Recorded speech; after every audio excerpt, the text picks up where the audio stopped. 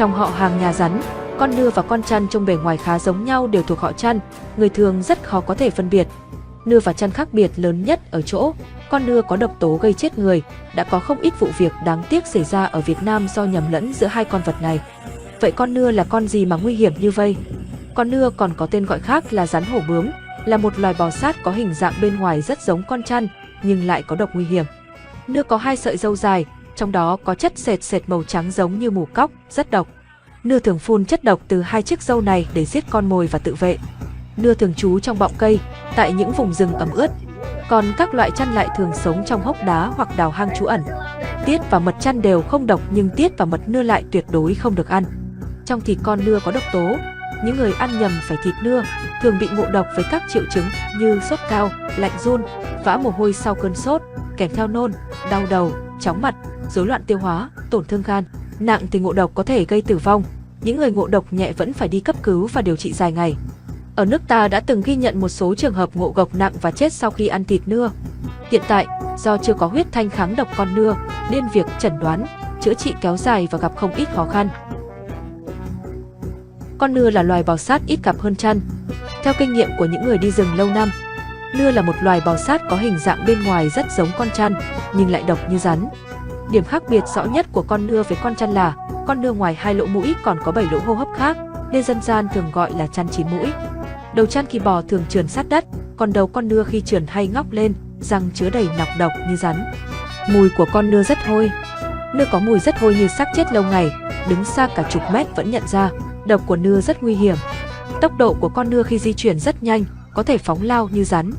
Nhưng ngược lại, tốc độ di chuyển của chăn chậm chạp và uyển chuyển. Vào buổi tối, con nưa thở ra khí độc. Khí này có thể gây nguy hiểm đối với người, đặc biệt là đối với trẻ em. Có thông tin cho rằng, để chữa được chỉ có cách chế bộ da nưa làm thuốc giải độc. Tuy nhiên, thông tin này cũng chưa được kiểm chứng rõ ràng. Đối với thịt chăn hay máu chăn không có độc tố, nhưng đối với thịt nưa thì có độc tố, đặc biệt là trong bộ lòng. Các vụ ngộ độc nưa xảy ra tương đối nhiều ở các tỉnh Tây Nguyên, vì đây là vùng gần rừng núi nên việc người dân đi rừng săn bắt và bắt nhầm con nưa là chuyện thường hay xảy ra. Ở Việt Nam đã ghi nhận rất nhiều trường hợp ngộ độc do ăn thịt con nưa nhưng nhầm tưởng là thịt chăn. Và một trường hợp ghi nhận ở Gia Lai, do nuôi nhầm con nưa và bị cắn trúng độc. Theo lời nạn nhân là ông Xanh kể lại, ông được một người quen giới thiệu mua một con chăn con, nhìn bề ngoài chẳng khác gì con chăn theo kiến thức hiểu biết của mình. Ông Xanh đã quyết mua nó về nuôi trong nhà. Ông đã nhốt con vật được cho là chăn vào một cái lồng lưới tự chế. Sau đó đúng 1 tháng, con vật này sổ lồng, đang định bắt con chim trĩ. Ông Xanh phát hiện, đã dùng tay bắt bỏ lại lồng, nhưng không may ông bị nó cắn một phát vào mu cánh tay phải. Nghĩ rằng nó là chăn thì không có độc, nên ông Xanh đã đến trung tâm y tế huyện Đức Cơ bảo rằng mình bị chăn cắn. Ông Xanh được bác sĩ cho uống thuốc kháng sinh và thuốc giải độc. Tuy nhiên, sau 1 tháng dùng thuốc mà mu bàn tay của ông Xanh vẫn không khỏi, bị tụ máu căng phồng lên, khiến ông rất căng tức, khó chịu. Ông Xanh đã mang con vật đến nhà ông Quách Trọng Hoan, là người chuyên điều trị rắn cắn bằng thuốc gia truyền nhờ cứu giúp. Xem qua con vật, ông Hoan khẳng định đây là con nưa chứ không phải chăn. Ông Xanh được đắp thuốc chữa trị độc và đã hồi phục dần. Cùng theo lời kể của một nạn nhân trong vụ ăn nhầm thịt nưa gây ngộ độc 12 người ở Đắk Lắk. Theo lời kể của gia đình anh Đinh Xuân Thả, mua được một con nưa giá 3 triệu đồng về làm thịt. Ai cũng nghĩ đây con chăn. Sau khi làm xong, thịt con nưa được đem nấu cao, còn lại nội tạng thì chế biến làm đồ nhậu. Riêng phần tiết của con nưa được những người này pha chung với rượu uống. Sau khi ăn, uống không ai có biểu hiện gì. Tuy nhiên khoảng 10 ngày sau những người này đều bị nôn mửa kèm triệu chứng sốt cao, lạnh run, đau đầu, chóng mặt, rối loạn tiêu hóa. Khi đến bệnh viện khám mới biết mình bị ngộ độc thịt nưa. Các nạn nhân bị ngộ độc thịt nưa thường thì sau 2-3 ngày, nhưng có trường hợp sau 10 ngày mới có biểu hiện ngộ độc. Nưa là loại bò sát, với thức ăn chính chủ yếu thịt động vật còn sống. Trong khi thịt các động vật này phần lớn bị nhiễm ấu trùng trong cơ thể, chủ yếu là giun xoắn. Khi nưa ăn vào sẽ bị nhiễm bệnh, đặc biệt là trong máu và mật sẽ chứa nhiều ấu trùng của loài giun này và lây sang người. Đó có thể là lý do khiến một số người không bị ngộ độc ngay mà phải 2 tuần sau mới phát bệnh. Điều này phụ thuộc vào chu kỳ sinh sản của giun xoắn. Mỗi đợt, loài ký sinh trùng này sẽ tiết vào máu các chất độc, khiến cơ thể nổi sẩn ngứa, nhức mỏi, sốt. Khi ngộ độc, các nạn nhân thường có các triệu chứng giống như một cơn sốt rét gồm sốt cao, lạnh run, vã mồ hôi sau cơn sốt, kèm theo nôn, đau đầu, chóng mặt.